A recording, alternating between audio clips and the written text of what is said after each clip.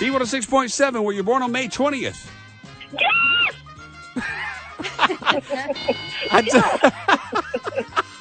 My birthday is May 20th, 1973. Yes. You're the winner. Yes. I thought I ran over something for a minute there. 827, it's very rare that we will let an Arkansas Razorback on this show, but when his name is Governor Mike Huckabee, that changes things. How you doing, Governor? Brent, I am doing very well, and, I appreciate the special accommodation that you're making to the Razorback here today. So that's very kind of you, extraordinarily generous. Oh, well, glad to have you on. And, of course, you're in town, obviously, as you want the highest office in the land. I was kind of joking a while ago, but I really would. I mean, you are an excellent musician. I don't know how many people know that, and I'm not, but I would love to jam with you sometime. You're the bass guy. I'm the keyboard guy. We got to make that happen, man. You're serious, Brent. I'm gonna absolutely tag you for this, and when I'm back in South Carolina, we're going to put together a combo and make some real music and impress everybody. We'll blow them away. We'll play for our amusement and their amazement. That's how that's going to work. I am in, man. Don't be messing with me, because I will do it in a heartbeat. That sounds great. Winter Jam is back. Colonial Life Arena this coming Friday night. Matthew West, one of the headliners for you. How you doing, Matthew? I'm doing great, and I'm excited for this show coming up. It's going to be an amazing time in Columbia.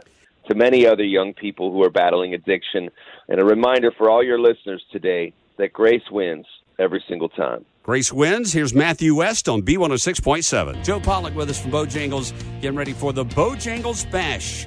13 games over 3 days of high school basketball action. It starts tomorrow at Ridgeview High School. It's over on Hardscrabble Road. Just tell us about the Bojangles Bash. We're really looking forward to it. It's our third year. The best thing to do is stay at home. Obviously, there are other areas we've been mentioning already. The Garners Ferry Road area near the fort there, where there are literally apartment buildings underwater, fitting on the low-lying areas. And we told you going into the weekend, if you're in one of those, you know where it was. Well, just imagine that about 10 feet higher. And that's what everybody's dealing with. I'm Brent Johnson. She's Jody Page. Hi. Yesterday, 6.86 inches of rain fell on Columbia, an all-time record since they started keeping records on that kind of thing, 1887.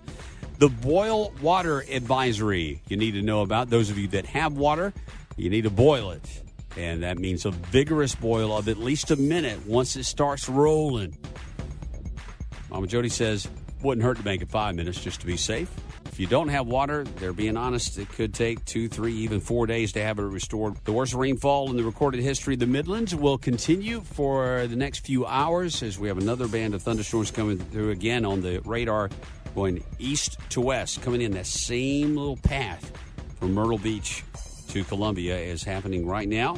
And when that's gone, it's gone. In the meantime, we have roads, you remember the collapse yesterday at Polo Road, Forest Drive among them.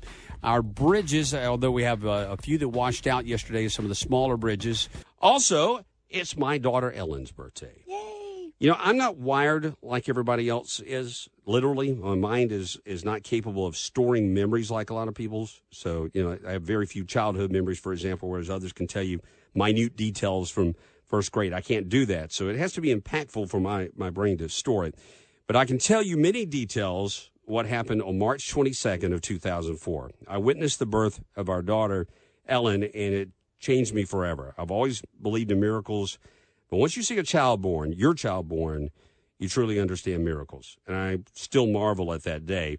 She looks more like her mom now, but back then, I thought she looked a little more like me, and I wrote a song back then called Everybody Says You Look Like Me, where there are crazy hair and cheeks like big balloons with the lyrics. And that's really what it looked like. And I still have that vision in my mind.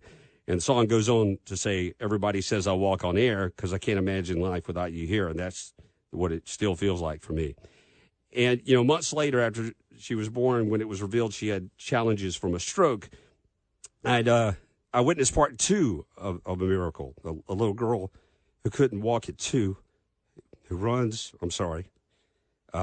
dances, wrestles with me. And I still remember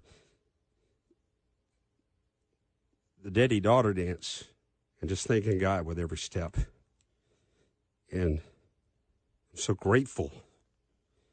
She's an avid reader and a talented singer and actress. It's just a joy to hang out with. And your mom and your brothers and I love you very much, more than you'll ever know.